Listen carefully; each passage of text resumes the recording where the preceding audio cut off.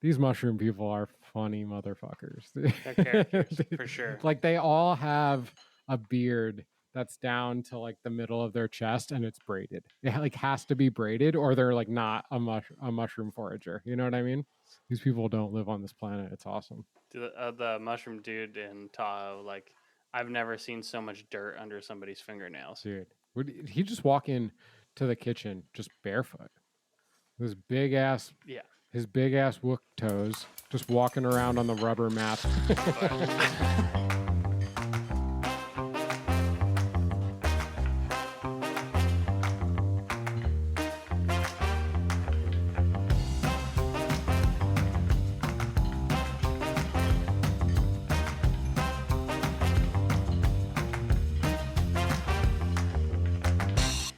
What's going on, guys? Welcome back to Whipped Cream Salmon. I am your host, Ronnie Sanchez, and I'm here with my now cooler co-host, Brian Bastanza. Got blasted this weekend. All tatted up. Cooler. He's all tatted up. I'm stoked, dude. I'm so stoked. It's so fun. He doesn't work in the kitchen anymore, but he now looks more like a cook than ever before. I know. Well, when I was in the kitchen, I couldn't afford to get inked up. And now that I'm out of the kitchen, I can afford to be inked up. I just can't be cool anymore. Yeah. And that's the problem. Well, you know what I mean? You know. One of this girl I work with told me that I should get a part-time kitchen job so that I could afford my next one though. Quicker. That's a good idea. It's a good idea. Solid idea. I mean, you won't make any money, but right. I know, and I'll probably like buy kitchen gear to like get back into it just to for sure. But yeah. Did you buy anything? Have you been buying stuff? I have. I just bought an apron today, actually. They don't have aprons at work? No. But Really? No, they don't. Huh. We don't have uniforms. You just wear whatever. Yeah. Still, an apron is pretty standard operating procedure, I would think, you know? Yeah. Well. That's funny. But, yeah, ordered a new one today. Word. Nice one? Yeah. You know that company Hedley and Bennett? They make like, I don't know, nice. They're known for their aprons. But they were, I was looking at them. They're pretty expensive. I mean, their aprons go for like around $100. But they're having a sale right now. So I got a good deal and then still ended up spending $100. So that's crazy. That's dope though. Yep. I've always wanted like a nice apron and I was actually like gonna try to get one, but then someone gave me one and it's like I don't even use it that much anyway. Haley and Bennett. I'm like kind of. It's a company. Yeah, Hedley. Hedley. Hedely. I'm kind of picky about my aprons though. I don't like the like ones that drape around your neck. Okay. I just feel like they're like pulling my head forward, like my neck forward the whole time. I get that too. Yeah, same. Yeah. So I really like the like over shoulder, the crossback ones. So I ordered one of those. So crossback ones. Oh, wait, what is that? Yes. So like just the straps go over your shoulders and then it crosses on your back instead of looping around your neck. Oh, cool. I don't know that I've ever even seen one of those or definitely not wore one of them. That's cool. I think they're so much more comfortable. I think, I actually do think that I have a coat in my closet that has like the apron, like clip on the back of your collar, but I don't think I've ever worn an apron with that one, but I have seen those coats that have the little clip on the back of your, of your collar, and then the apron goes through that, and I think that's intended to keep from like pulling on your neck like that. Gotcha. But like I said, I just wear a t-shirt in there and my apron. Gotcha. Yeah. I mean, I guess I was always like a half apron guy. Same. Yeah, at PJ's I always we had like the full aprons, but I always just folded it in half. Yeah. Do you like the long, I think they're called bistro, like where it's like down to your ankles? I think those are I always did. Yeah. I mean, when I wore the half aprons, I always did, but now that I'm wearing my own personal clothes in the kitchen, I just wear like the full apron. Mm-hmm. It goes like to your knees, roughly. I think. The ones we had at school were they didn't have the head neck thing, Mm-hmm. but it wasn't a full like bistro one because the one that I'm talking about is like a flat cloth and it has strings at the top of each, right? Yeah. The ones we had at school were a long cloth, probably the same height, but the string was in the middle. So you are folding it over always, and it Mm-hmm. actually gave you like 4 sides of the I know thing what you're because saying. if you got dirty, you can flip it, and then you have 4 full sides to keep you from getting kicked out of class That's interesting. at culinary school. I like that. You're not supposed. You're supposed to. They're all supposed to be pristine at every second, every side of them. Right. But that's not the case. This is the real world. Yeah. It is such like an arrogant thing to like have a white chef coat in a kitchen. Mm-hmm. Like, and I think it's like to show that your ability to work clean, right? Like, Yeah. is that like why chefs wear a white coat? Yeah. Because like, I'm not that guy. I mean, like, I think I'm all right, but like, I don't wipe my knife on my white chef coat and stuff like that. I know people do no, that. Some people are just like, just have gnar shit on them all the time. I don't know. I think like, dude, inevitably you're gonna get splashed with tomato sauce, and you're gonna ruin a sweat.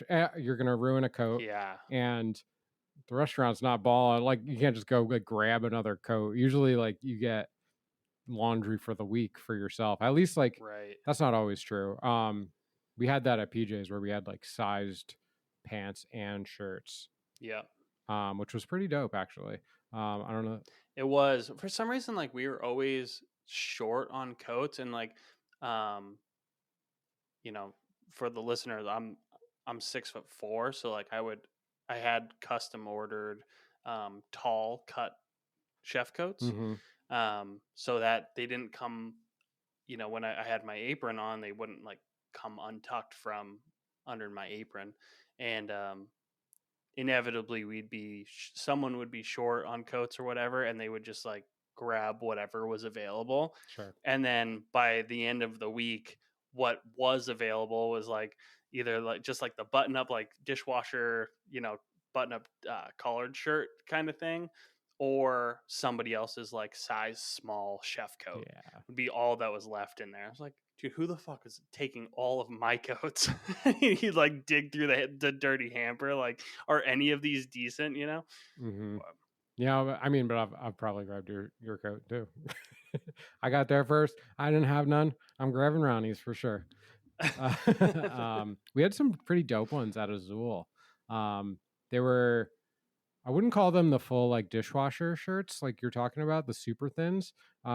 They were, Yeah. I forget, did they button in the middle or did they fold over? I forget what the front really was, but they were black and they were short sleeve and they had like a mesh back.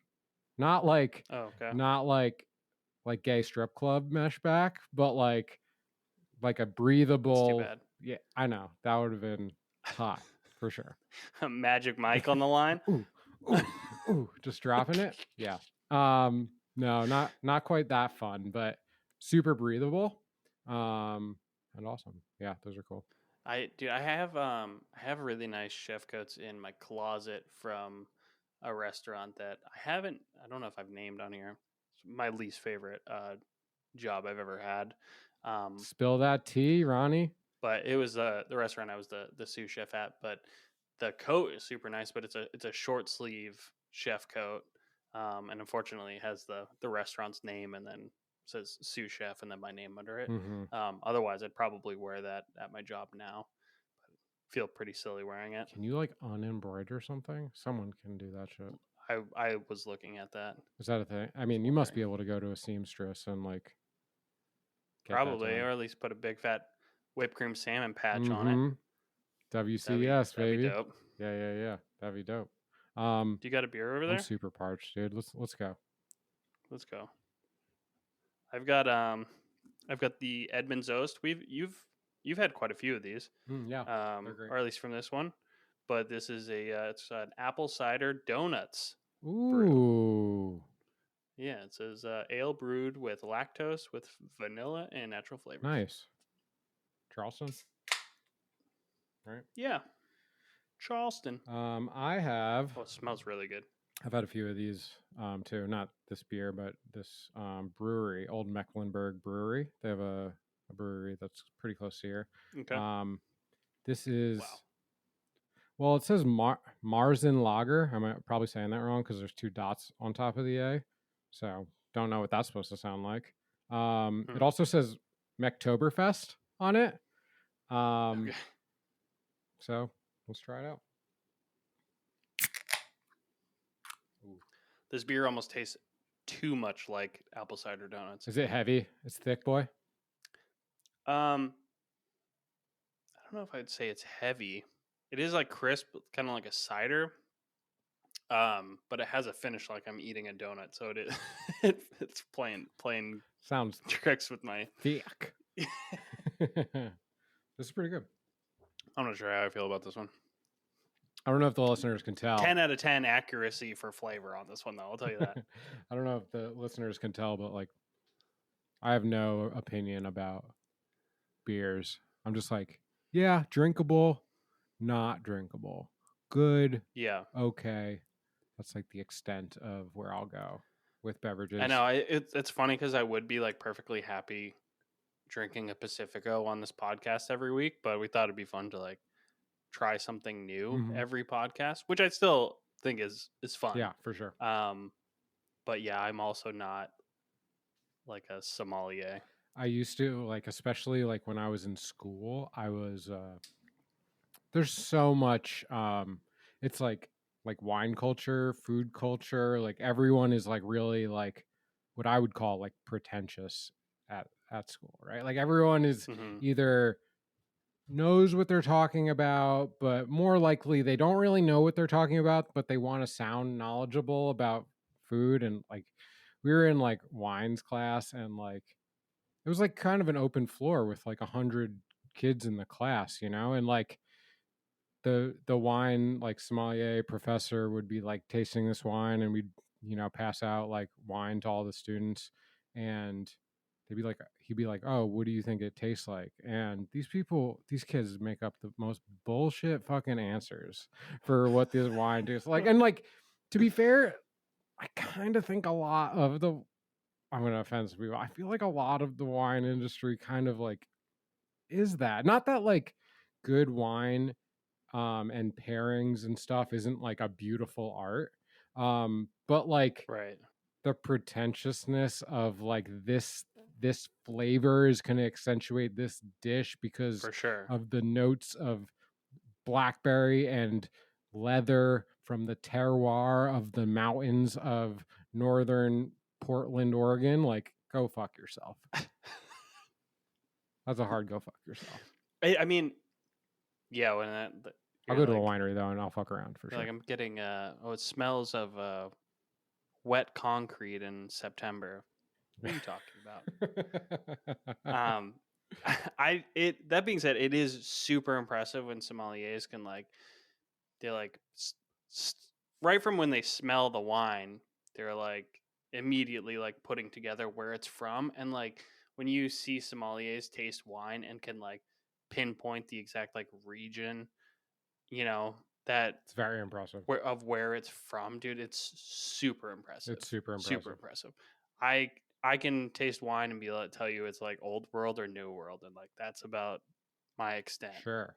I can tell if it's like, I mean, more like closer to like the way that I currently feel about wine. I'm like, oh, like, well, does this like enhance the dining experience, or is it too like full bodied for this dish? Like, does it overpower this dish, or is it underwhelming to this dish? Like, I fuck with all that stuff, and I think that that's super important. Yeah.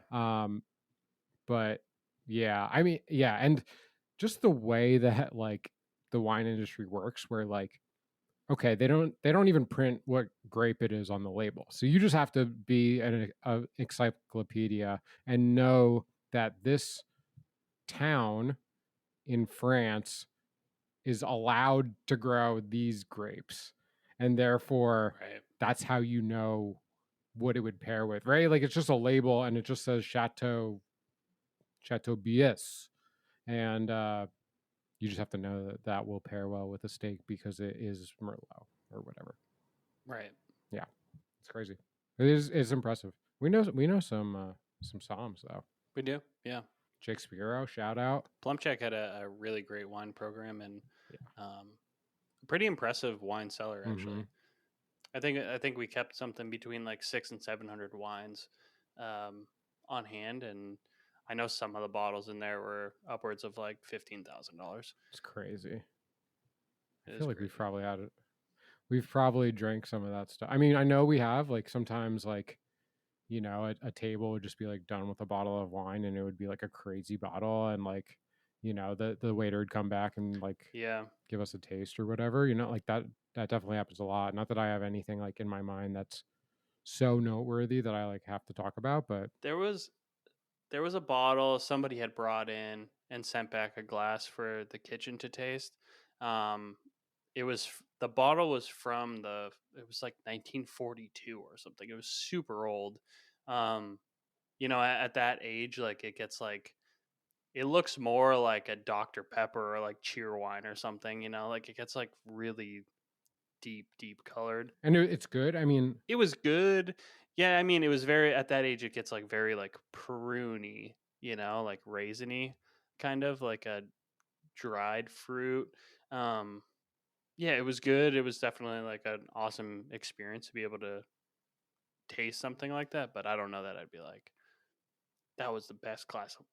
Excuse me, that was the best glass of wine that I've ever had, or anything like that. yeah. I mean, which like to defend that world, like I guess like the way that I think about art, a lot of times is the more you know about the thing, the more you will get out of the realm of popularity, right? Like if it's like I don't know, for me, like I think we probably touched on this even like I always point to music and I'm like, oh, like if you like really listen and you are a really big fan of music and you go crate digging and you find like songs and albums that people have never heard before and that's like what you're into, you're probably like your listening taste is probably not anywhere close to like what is popular.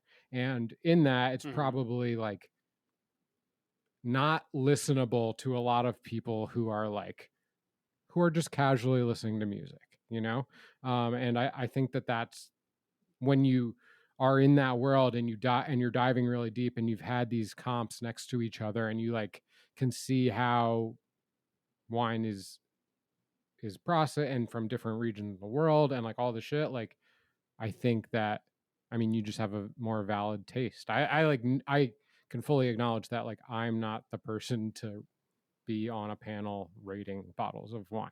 Like For sure, for so sure. and Yeah, that's fine. And no one has to be that. But if you are that, um I think that that's awesome too. yeah, yeah. I would definitely agree. Good stuff. What else? Oh, you had a little yakitori vibes going over at your crib the other day. It looked like. Yeah, that's right. I uh I was going I bought a lamb roast that I was going to do on the smoker. Um and then I just like I wanted to do some kind of like a Middle Eastern kind of spin. I've talked about that like Egyptian uh dude that like he visited Texas and like fell in love with brisket and he was like I've never seen anything like this or just like smoked meats like that in general. And he actually like went home to Egypt, was like trying to find people to like a butcher to like cut him a brisket, and I think like he finally found someone to do it. And he said the first time he did it, it was like, yeah, absolutely just butchered it. But he was just like hungry to, well, he was hungry for brisket. Like he fucked up the cut. The butcher like didn't know what to do because he had never like. No, he fucked up the cook. Gotcha. Yeah. So he tried to like had I think he said he had like a makeshift smoker or something, and he tried to smoke this brisket, and he just like fucked it up really bad, and he said it was like inedible. He ended up like throwing it away. That's tough. That's Um, hard. yeah, Yeah. especially if you have to go and track down somebody to butcher a cow a specific way. to be able to do that thing, you know. So he ended up moving. I think he might be in Austin, Texas. But anyways, Egyptian guy opened up like his own like restaurant food truck. I think it's more of like a smoking trailer truck, and now he has like a set location. um, but he does put like an Egyptian spin on a lot of things. So it, like he uses like a lot of lamb and a lot of like Middle Eastern spices and stuff like in his smoked meats. Super dope. And then also yeah, like a lot of like pickled veggies and like I don't know, really like bright flavors, lemon and just like a lot of the flavors that you'd find in the Middle East. So I've been wanting to try and like replicate some of that. That's pretty cool. I bought a lamb roast, and then I was gonna head home and get it going, and I was like, oh fuck, I wanted some za'atar, and I realized I didn't have any at home. So then we stopped at Trader Joe's. I thought that they would have some. It was right next to Costco. They didn't have anything. So then I ended up going to Harris Teeter, and they didn't really have anything. And if they did, it would be $13. Well, they did have one, but it was like, dude, I want the za'atar that has like the whole sesame seeds in it, and it's like the one that they had was like super fine ground powder, and I was like, I don't want that. So we're like, you know what? We're running out of time. It's gonna be hours that I'm gonna have to smoke this thing. It's like already 2 last seconds. So we just picked up some steaks. I picked up those chuck eye steaks, which I've talked about a few times. If you haven't heard me talk about it, chuck eye steak, it comes off of the ribeye. It's like the first couple steaks from the ribeye, where it transitions from the ribeye to the chuck roast, and it's very good. It's very close to a ribeye. In fact, it still had some of like the ribeye cap on it.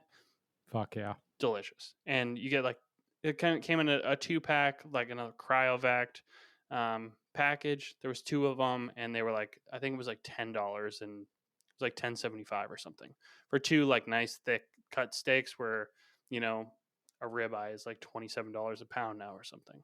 I don't know. Where'd you get it? Harris Teeter. Harris Teeter. Because I've been looking and I haven't really seen it, but I don't really. I mean, where would I see it? Right. Next time I go, I'll take a picture of the packaging. Yeah. Cool. And I'll send it to you. Yeah. So yeah, I got those, and then I also got some Yukon Gold potatoes and some zucchini. Oh, and I got mushrooms, which I forgot to grill. Yeah, actually, I was messaging Brian late last night, and I was like showing him what I cooked, and then as I was sending it to him, I realized that I didn't cook off the mushrooms that I bought, but it's all right. What kind of mushrooms did you get? Some big portobellos. Yeah, nice. Yeah. Some people hate on those mushrooms. Why do they do that? Whatever, dude. I don't know. I think they're great. Me too. I like really like them. I know that like some vegetarians hate on them for the fact that like it's just so generic for them, because they're like, oh, this is what we're always going to get served. Yeah. And I get that. I like that they're like nice and meaty, and like, yeah, I like them. Yeah, I think they're great flavor. And you know what I really like though is king trumpet mushrooms. Like the big fat king trumpets. Dude, they grill up really well. I wanted to get those, but they didn't have any.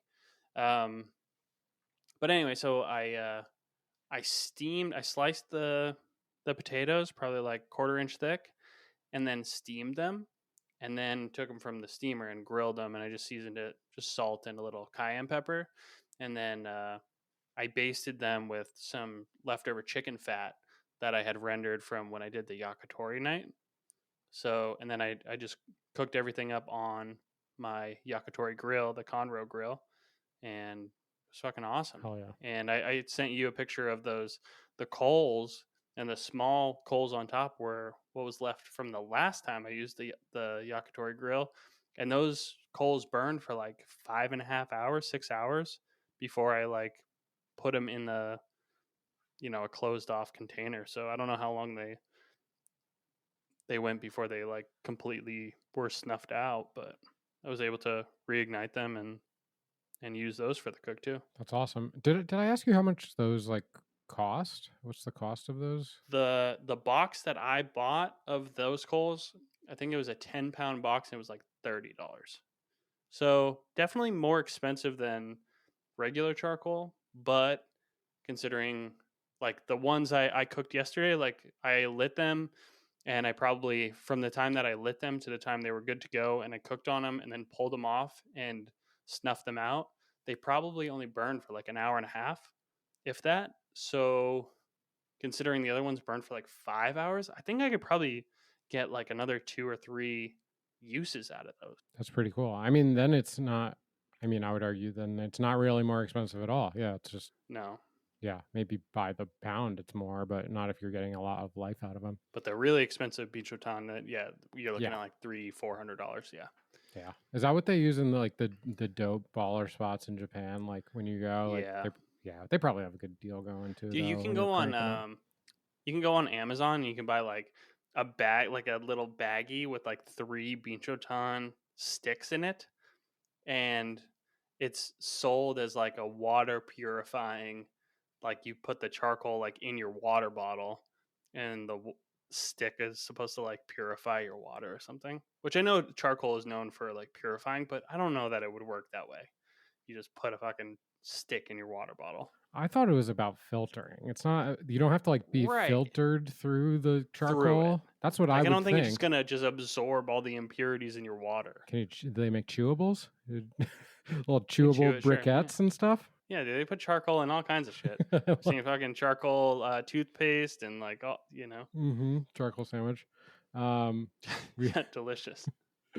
we had this mushroom guy over at the regional farmers market in Charlotte. There's actually a couple of them, and just the most beautiful like mushrooms of all different kinds, and he even has like grow kits for you. Or you ever seen these like grow bags? Yeah. They, like sell a bag and you like inoculate them, and it just does the whole thing in the bag, and you can grow hen of the woods or whatever you want to grow. Yeah. And he's like super dope stuff. I bring it up because these mushroom people are funny motherfuckers. They're characters for sure. Like they all have a beard that's down to like the middle of their chest and it's braided. It like has to be braided or they're like not a mushroom forager. You know what I mean? So funny. It's so funny. Some kind of like a bead or knickknack in their beard or hair. They have like a bird like in their hair, you know, just kind of poking out and looking around. It's like their best friend. And yeah, it's just these people don't live on this planet. It's awesome. The mushroom dude in Tahoe, like I've never seen so much dirt under somebody's fingernails. Dude, would he just walk in to the kitchen just barefoot? His big ass Wook toes, just walking around on the rubber mats of the kitchen, and parked out back was his truck filled with oil from fryers that he would go because he would just drive around town, drop off mushrooms barefoot, take big old jugs of used oil and pour them into his gas tank. And that is a pretty popular thing. That's pretty cool, actually. Yeah. Ben Pichotti was in the process of doing that to his truck at one point. I know he wanted to get our oil from us. I was like, I'll trade you for some mushrooms, and he was like, oh, I mean, I could probably like give you a discount, but I don't think. I was like, what? Yeah. I'm giving you free fuel and you're telling me, oh, I can give you a discount? Like, what are you talking about? Dude, if someone was like, hey, man, if you cook me a sandwich, I'll let you fill up your gas tank here, I'd be like, yeah, okay, that sounds like a pretty good deal. But just like, I was like kind of flabbergasted. I thought for sure, I was like, oh, yeah, this guy would be down with that. Free fuel? Yeah. I mean, we honestly like don't buy mushrooms that much, or I mean, we buy like regular mushrooms and we get them from like the produce delivery service that we get, but like we don't buy like the really nice stuff because that's just expensive. Yeah, really expensive. If you get like really quality, I mean, we're not even talking about the highest end varietals of mushrooms. Like those are crazy expensive, and obviously like truffles are like crazy expensive, but like even like just the regular like hen of the woods, chicken of the woods stuff, like when they're really high quality, they're What are we talking? Like $18 a pound, $20 a pound, and they're I like don't even know. Yeah, I more mean, 30. Like, yeah, they're crazy. dude, every time that guy showed up, because my chef at the time, he'd be like, "Hey, if that guy comes by, make sure you buy, stock up, like buy stuff from him." But he never gave me any kind of parameters, and it was like the first time that I was like in that kind of a position. And dude, I don't know what fucking lobster mushrooms are going for. Like, honestly, at the time, like I'd only ever like really heard of them. I never like had them. Um, and so he comes by, and it was just like, dude, I can't remember what the price was, but I know it was a lot, and it was just like, okay. And then we like pulled out our checkbook, and I just wrote him a check, and I was just waiting to get like reamed out for it the next day, because I feel like it was a lot of money. Um, no one ever fucking said anything, so I don't know. Maybe he didn't get me that bad, but I feel I feel like he was like, oh, this new cook, like this new chef, like, yeah, I'll definitely see what I can get from him. He Well, named his price, and I was just like, okay, yeah, here but you it's go. dope. I It was mean, also not my money, so it is really cool when you get like locally either foraged or grown or whatever, like produce or any product really. I mean, that's yeah, what we all like are striving for sure, getting like the food that's closest to the vine or the bush or the ground or whatever, and that's what makes really good food. I mean, you don't have to layer all sorts of complex flavors to have good food. Like the best food is like really just great ingredients that are treated delicately, right? I mean, obviously, like you can take that in a lot of different ways, but like, dude, like a really good fucking pepper, like a really good one, is like it's crazy compared to what we eat every day or what I eat every day. Certainly, yeah, it's easy to forget how good like really good produce is. like a really good tomato, I think is like, It's crazy. dude, we eat so many bad tomatoes that are just like flavorless and pale, and they're just like water bombs, like Mm-hmm. you have like a really good heirloom tomato or something, yeah, fucking Crazy. delicious. It's crazy different. Yeah, it's not at all the same. Um, I've been cooking a little bit. I did a little. I did some more tacos, some more like shredded beef tacos, almost birria, almost. Okay. One of our neighbors like we cooked some a couple weeks ago, um, and she came over and she really liked it, and she's like, "I'll pay you to make this for me," and I was like, "I'll make it for myself, and you can have some. How about that?" So I had some of that. That was really good. I actually had like some of the broth that was left over. I'm like going like Mexican master stock over here. Fuck yeah. I got this thing that I keep on braising over and over, and I just like boil it, throw it in like pressure cooker, get it done, strain it off, and then I like popped it back in the freezer. And I think I added some, had like a beer that I added to it, and maybe some like canned tomato. But other than that, it was just like what I already had, and then from the braise though. So obviously, like, got a bunch of flavor from the meat, and then I put that back in the freezer, and I think I have more or about the same as what I pulled out. So I'm going, yeah, Mexican master stock, Dope. like a gangster over here. I don't even I know if like it. that was possible, but we're doing it. So that was pretty good. Um, I'm trying to I do want to like put more effort into food prepping. Um Okay. and not just like um so it's kind of like part of my plan, and we are traveling the next couple weeks, but it is part of my plan to like, on the weekend cook a bunch of stuff that will like be meals for lunches when I go to work, and then maybe a couple evenings, but not every meal, but a lot of stuff I would like to like have more well prepped out. And my thought is really like, well, I could do like a starch, like, potatoes, rice, whatever. Maybe a vegetable or two or a vegetable medley or something, and then like maybe a maybe a bunch of chicken thighs or a whole chicken or braised beef or whatever, and then like also a sauce. So I want to kind of get back into like I feel like I'm not like always making sauces. A Mm-hmm. lot of times we're like throwing together, like whisking together some Asian shit, right? And that's like the sauce, and it's great and it's perfect. Um, but I made some romesco. Was that yesterday? That might have been Sunday. I made some romesco, which is great, super fun sauce. You know, roasted red peppers, roasted tomatoes, a lot of garlic, smoked pappy, smoked paprika. What else? Red wine vinegar, and I had peanuts. I think it's almonds typically. Okay. And you know what? I remember. Did we put bread in that shit? In Romanesco or Uh, am Romesco? I saying it wrong? Yeah, Romesco. Yeah, Is it one is a vegetable and one yeah. is the sauce? And Romanesco is the the crazy vegetable. fractal Yeah. broccoli. Yeah. Yeah, Romesco. Yeah, we did put bread in that. You like toast the bread and then like blend that into the sauce.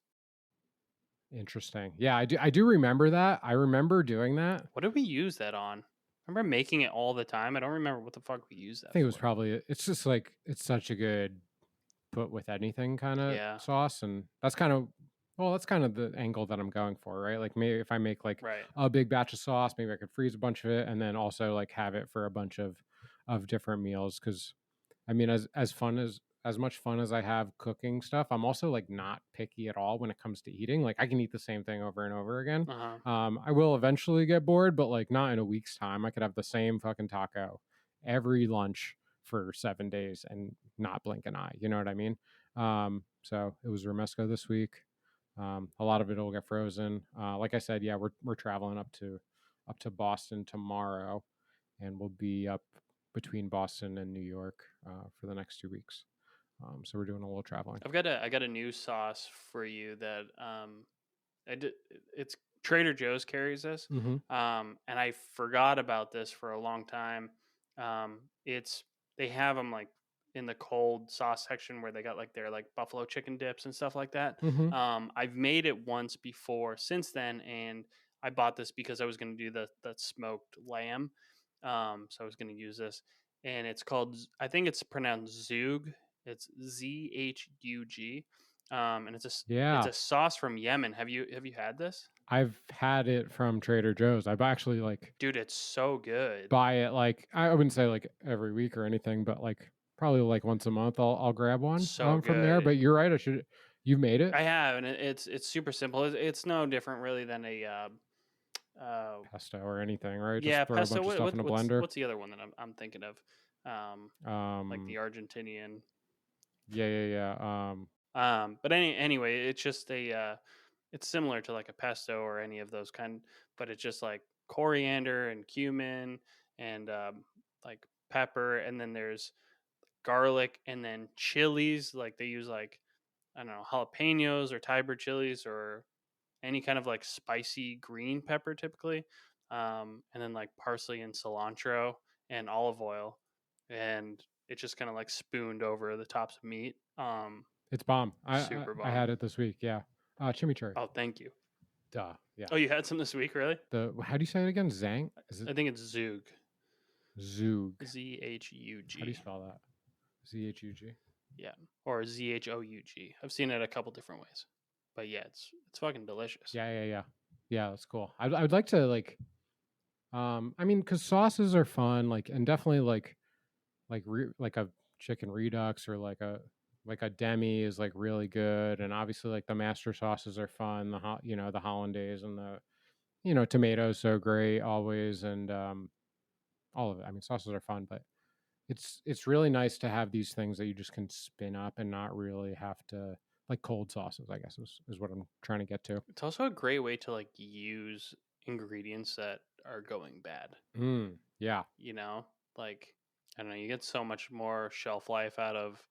You got some jalapenos in there that are getting kind of wrinkly, and or some cilantro that's starting to turn a little bit, and spin that up into a sauce, and you know freeze a bunch yeah, you could freeze it or whatever. I or mean, use it or you use it. yeah, Yeah, and yeah, fantastic thing to just have on hand. So good to just spoon a little bit into like a wrap or on top of your grilled meats or whatever. for sure. Delicious. Maybe Um some pita chips and tzatziki or something. Yeah, yeah. real good. Yeah, for sure. I mean, really, like any vegetable that is, I don't know how to say this, like It's like almost like watery. Like it has like a fair amount of water content to it. Mm-hmm. I don't know if there's a word for that, but like if you roast those things, um, and just spin them up, and like you might not even need any extra liquid, and it's just like a really good sauce. Or maybe you add like even a little water, or like often you wind up adding like a bit of like acidity. There's some lemon juice or some vinegar to it, and that can like get it if like the blender's not spinning, get a little bit of definitely always get a little liquid in there if it's not providing it itself. But yeah, like peppers, tomatoes are great for it. I mean, they don't like roast hard like that. Like they don't like char as nicely as some other vegetables, but like But they will, but they will. And like roasted onions, and I mean garlic, throw garlic and everything, and let it cool, and then put some herbs in there. Pro tip: don't let your herbs brown because you put them in too early. Yeah. Yeah, sauce making. So I might play with some new stuff that I haven't really played with too much. Yeah, I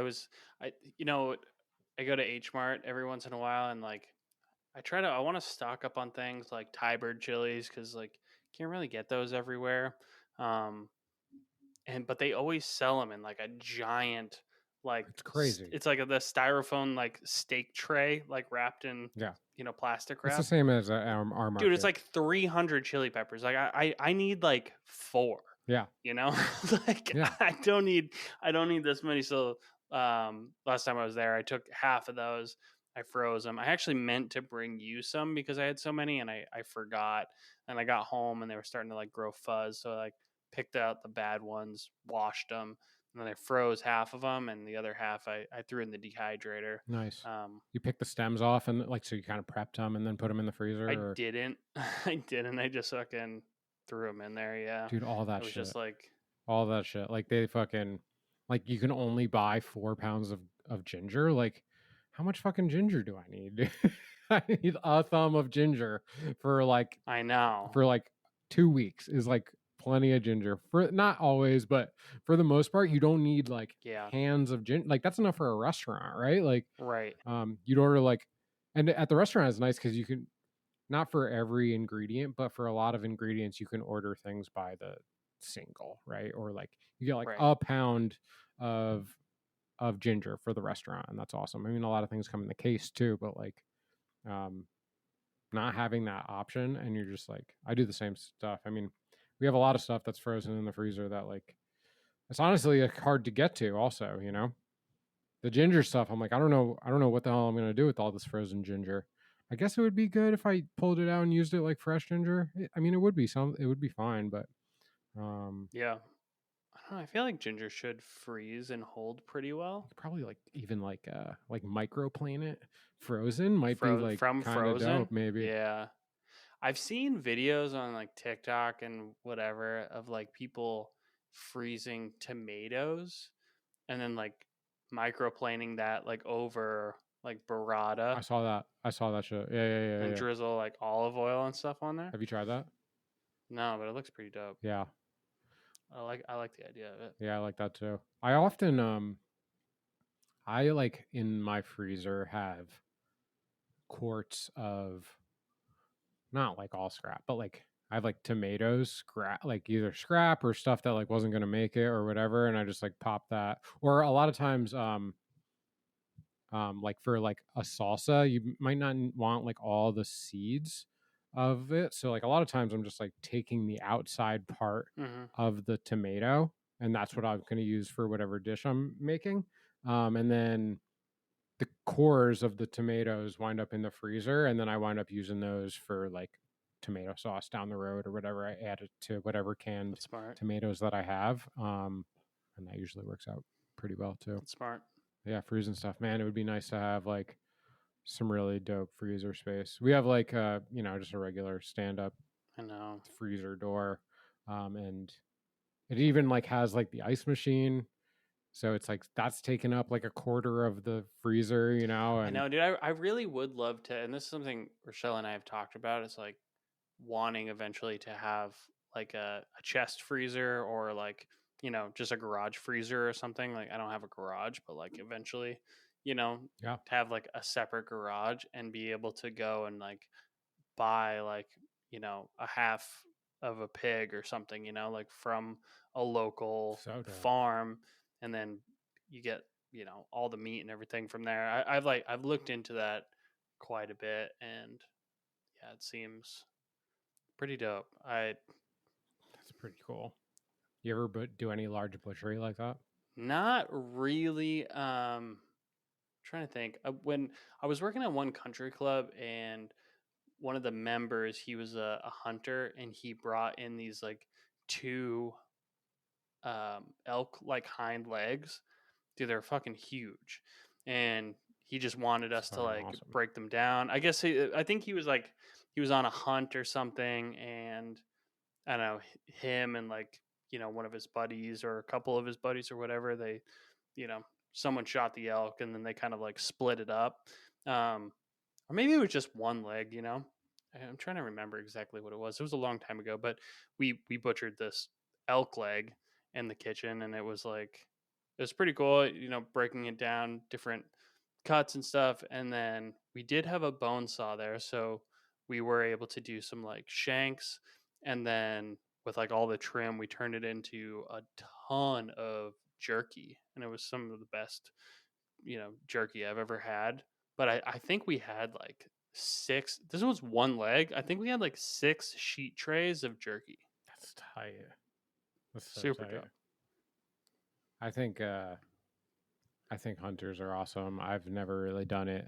I was just saying how like the closer you can get to the food source, the better, And I I had a buddy Mark who was getting into hunting, and he got his first deer Mm, and invited me to the to like do the butchery okay. of it, which was super dope. And yeah, I mean, like, it's funny because like these hunters, they're badass, right? They can like hang the thing, they can do all the stuff, but they like don't really know how to hold a knife. They'll hack at some stuff. Right. And me, I was a cook, so I didn't even really know much about the animal, but I was eyeballing it pretty good, and I think by the end of it, we were all happy with the way it came out because I think I was better at cutting the meat. They like got the meat. Obviously, I like brought over my like food saver, and we like vacuum sealed a bunch of stuff, and like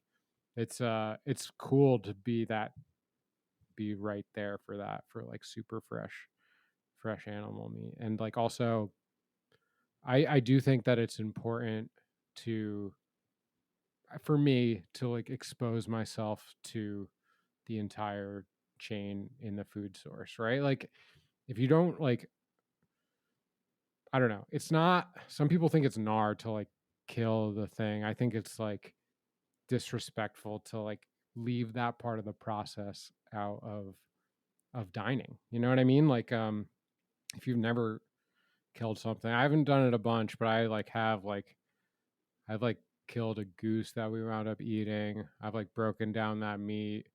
I don't know that I've done like a bunch of it, but like seeing that process from start to finish, I think is eye opening. And also like you realize, like I'm saying, like these these hunters are like, they're badasses and they're rough around the edges and all the shit.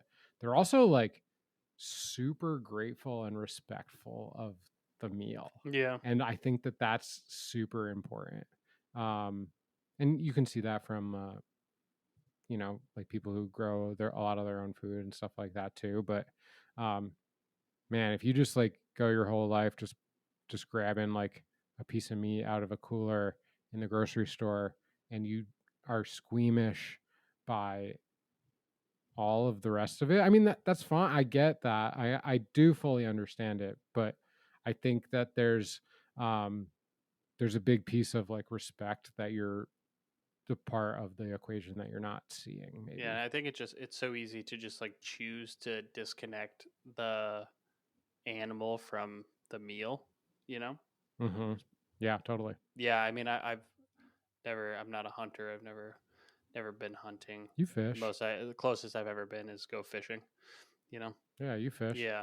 Um, yeah, when I was, it is different fishing from hunting. But when I was a kid, it was my dad's boss had a boat, and we went out of the harbor in, it's like New England. We lived in New Hampshire at the time. We went out fishing, and we caught a bunch of bait fish, which was crazy because you like chum the water, and then you drop in a line with like, it's one line that's got like 6 treble hooks on it, and then the fish are just like in this feeding frenzy. They're like mackerel or something. They're just in a feeding frenzy, and you drop in your line with no bait on the hooks, and then all of a sudden your pole starts going crazy, and you pull up like 4 or 5 fish at a time. Wow. Just because they're going nuts. They're like biting at anything that's like shimmering at all, and I guess maybe the hook is like just enough. And so you pull up all these fish at a time, break those down, and then go out deeper and catch striped bass. And so we caught our limit or whatever. And the day before, the guy who owned the boat, he had gone out and set a bunch of traps. And so we went and checked the traps, caught a bunch of lobster, went back to his house, cooked up like a fresh lobster dinner with like striped bass. And that was the first time, like as a kid, I ever like had like a seafood, like, dinner like that. Like I didn't grow up eating a lot of lobster. I don't think many people do, Sure. But yeah, that was like so cool growing, like to be a kid and be like, we just caught all this food that we're going to eat, it was a cool experience. That was cool. Yeah, super cool. Respect for sure. That's awesome. Do you want to get into some idiots? What are you? Idiot. You stupid idiot! I'm an idiot sandwich. You're an idiot! Of all the idiots, you stand alone. Idiot sandwich. I can start off. Yeah, do it. So this is back when I'm pretty young. I was probably 16 years old, working at the burger spot in Warwick. And we had like one of these like super old ovens that like wouldn't stay lit. I mean, like, so most of my experience, I think, like in kitchens, like I've never worked with really high end gear in the kitchen. Azul, we had some pretty nice stuff. It was still like used stuff when it was purchased, but like it was nice gear for the most part. Most of the other restaurants I was at, they were just not. They're really old equipment. That shit's super expensive for restaurant owners. Not to interrupt your story, but at Plumpjack, like all of the knobs were missing on the stoves except for like one. Mm-hmm. So to light the different burners, you had one that you used as a key, and you would take it from one and move it to another one. And none of the pilots worked.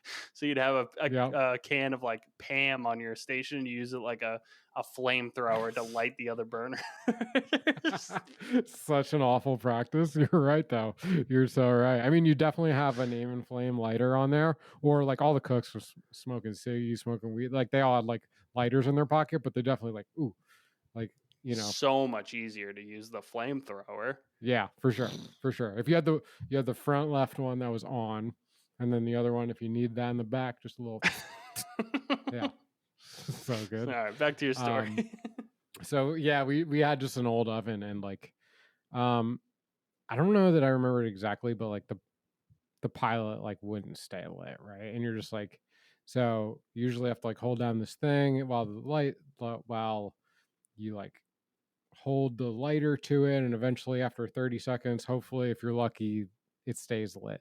But this thing just like wouldn't ever stay lit, and so we kind of eventually, or a lot of the cooks would like resort to like, you'd like light the oven, and then throw a lighter in there and fucking hope that you would just light the oven and it wouldn't be that bad. And this kid, fucking Chris, like one day, he was like opening up the restaurant, and he goes in there and he's lighting everything, and this thing just won't lit, or he probably like left it on for too long, because you do it like when this is like a super dangerous practice that people are like, you're like lighting the burner just enough to build up enough gas to that and be able to reach in there with your fucking hand and light it so it would stay lit, but you wouldn't blow your fucking face off. And Chris blew his fucking face off. And this day he like, I remember walking into the kitchen, coming in for like my late like cook shift, and homeboy had fucking no eyebrows. He had fucking no beard. He had like he didn't rock like a full beard, but he did have like kind of what I'm rocking now, like some like stubble or whatever. And he had none of that. Luckily, he was like for the most part intact. You know, he had some. It was hot on his face, but I don't think he had like any. I don't really know burns, but like nothing that was like bubbling or anything, you know. But he did like burn his face pretty bad, and yeah, that's I don't know if he gets the idiot sandwich credit for that. Protect your cooks if you're out there and you have a restaurant and they're resorting to fucking flamethrowers to light their shit. Let's get him some new get him some new shit. Some new equipment, you know. Yeah, let's get him some. let's adhere to some safety regulations, please. But Chris, congratulations! Idiot sandwich goes to you this week. Congratulations, Chris. So proud of you. Hope you got your eyebrows back. My idiot sandwich goes out to one of our listeners, loyal subscriber. However, I don't think she was paying attention to our episodes because you see, we talked about not burning the bacon. And what's the best way to not burn the bacon, Brian? Oh yeah, I do. What is that? You got a hand up? You got to put a timer on that bacon, Ronnie. You got to put a timer on the bacon. And so this individual did not set her timer. And so I scolded her. And guess what happened the next day? You burned the bacon. Nope. She burned the bacon again.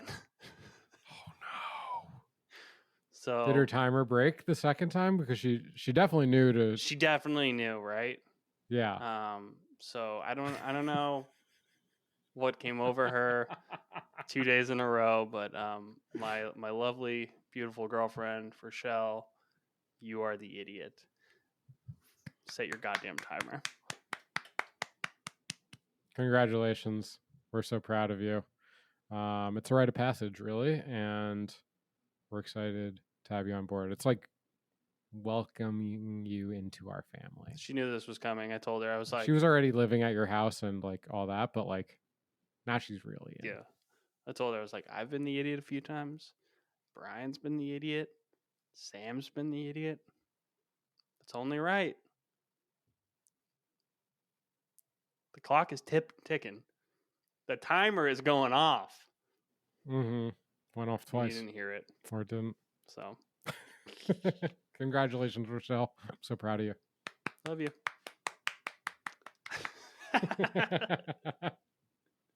I'll wait for her to like storm in behind you. That'd be awesome. Yep. Now it's time for the whipped cream salmon school for cooks that don't cook good. Yeah. We need a little jingle for this bit too. I know. Yeah. We do. I've been thinking of that. Maybe we get some like Zoolander. Yeah. Clips and stuff and chop it up. A little school bell or something. From like ding, that show ding, Recess. School is in. Ooh, maybe we get a little Saved by the Bell. Okay. Little Mr. Bell, ding. The bacon's ready. This is more of a recommendation. Something that I came across, I don't know, maybe about a year ago. Everybody loves fried food. You know? I love fried food. However, frying food at home is kind of a pain in the ass. It's tough. You know? Waste a lot of oil. Something I like to do, I have like a big mason jar. So when I do fry stuff, you know, I use like a deep pot and, you know, a big pasta pot, and I'll fry my food in that and then run it through a strainer back into the mason jar, and I put that away. Can reuse the oil a number of times. But even then, when you get to a point where you need to get rid of the oil, it's kind of hard to dispose of. So you'd like try to find like maybe an empty salsa jar or something to pour it in there, screw the cap on. There's a lot of these products. The one that I had recently been using, I got on Amazon. I think it was like, I don't know, $10 or something. It's a product called Fry Away, and it is an oil solidifying powder. So when you're done cooking in oil and you need to dispose of the grease, you can take this powder and you just sift it into the pan and kind of stir it around in your oil and then let it cool. And when your oil cools, it'll cool into one big solid brick or puck. Oh, cool. Yeah. And it's been a game changer in my household. So go get yourself some Fry Away, or I don't know, there's a million different brands. I think I don't know where it originated, That's but cool. it's an awesome thing to have on hand. So you put it like let's say you've used this oil 3-4 times, more than that maybe. I don't know what kind of life you're getting out of it, but then you just put it right into the pot. Yeah, it looks like instant mashed potatoes. It's like flaky, like white. I don't know, like That's what the powder looks like Yeah. before you put it in. it's got a little scoop. You take a couple scoops, sprinkle it in there, give it a little stir, and then just let it sit. It doesn't seem like it's doing anything, but then when the oil cools entirely, it cools into one solid puck, and then you can just like run a spatula or something around it, and the whole thing pops out. It's like a hard Yeah. thing, or does it crumble? Or I mean, I guess it depends on how much. I'm fascinated by it. It depends on how much you put in there, but yeah, it pops right out of the pan. Cool. Makes your cleanup super easy too. Like you still have to wash your pan obviously afterwards, but like all your oil is solidified into one puck. So Yeah, and oil's nasty to clean up. That's awesome. yeah. So Yeah. get yourself Cool. some. Good stuff. Nice.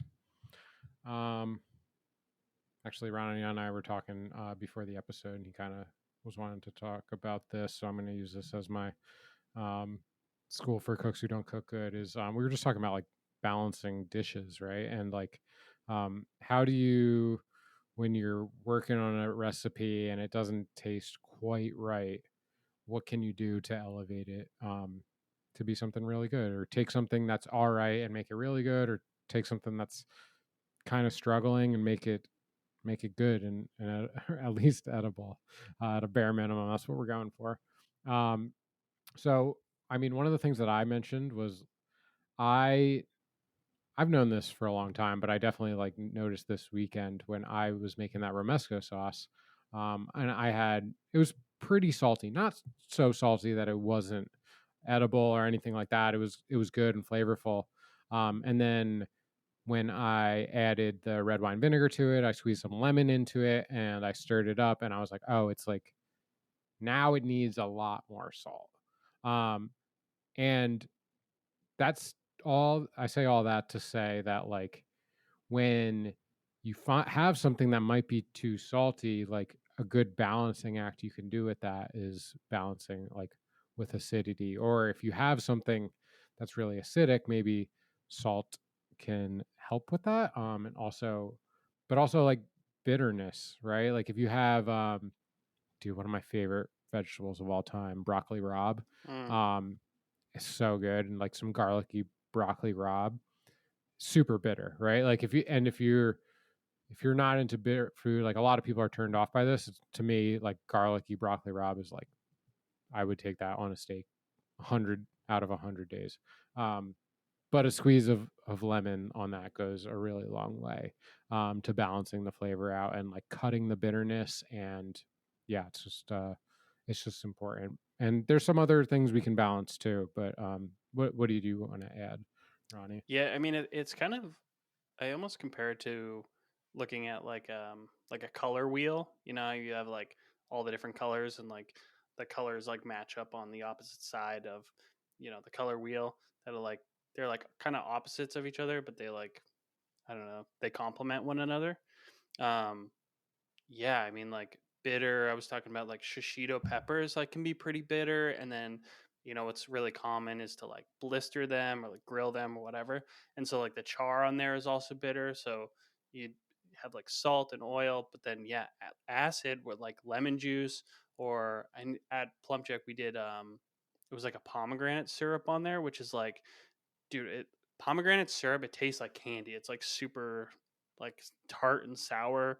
But I guess that tart and acid, they kind of like, I don't know, they It's kind of walk like the yeah, same yeah, line. You know, they are different things, but yeah, play really well. Yeah, They would be next to each other on the color wheel. not across from each other. The tartness and the sourness. Oh yeah. Would be next to Right. each Yeah, other. yeah. You're right. Yeah, you don't want tart and sour on the same dish. I mean, obviously, like everyone knows about lemonade. Like, you know, soup, Right. lemon, squeeze a lemon into your mouth. You're not having a good time. Right. Throw a spoonful of sugar in there. Yeah. Same thing, like sweet and salty go well together. That's why, you know, like chocolate and bacon taste good together because one's salty and one's sweet. Like it sounds like a weird combination, but like it totally fucking makes sense. Um, so yeah, just like think about balancing your food with, you know, something's like really like fatty, you know, acid cuts well in that. Sure. I mean, acid cuts. Acid's important. I think that's one of the probably less known uh, things just generally in cooking, how important acidity is, right? Like Yeah. a lot of times when home cooks are like going for that, like whether it's like fatty or rich and stuff like that, but like the balancing act with the acidity is like always important. I think a lot of home cooks will skimp on the salt and they will also skimp on the acidity. Yeah. Those are probably like two of the main keys. I've been like, I always say that when people ask me what my favorite ingredient is, I always say lemons because I think it's like so important. At Plum Jacks, I also remember at least a time doing shishitos and having lemons on the station Yeah. where it was like salty, throw them in the pan, super hot, and then a squeeze of lemon before I went out to the table. Yeah, at Lulu's, we finished so many dishes with a lemon. Dude, a little broccoli, like salty broccoli with a squeeze of lemon, like Just a little bit really good brightens time. up the whole dish. Yeah. Chef Eric Repair, he in one of his books, I think it's one of the books behind me, but in one of his books, he talked about like the seasonings that he keeps online, which I always think is kind of interesting, like what different chefs keep as their like go-to seasonings.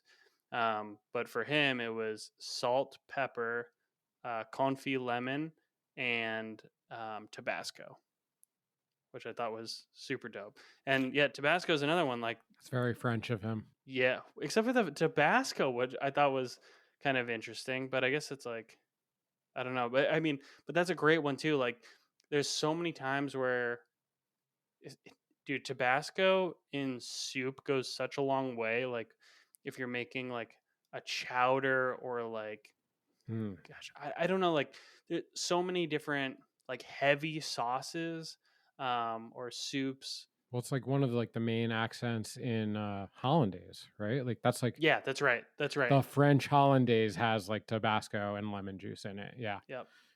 Yeah. Yeah, it's interesting. And you know, Tabasco it's a super vinegary, you know, pepper hot sauce. So like, yeah, you get a little bit of heat, but it's almost the acid in that sauce is more important than the spice. Um, I think in those dishes, Yeah. you know, Yeah.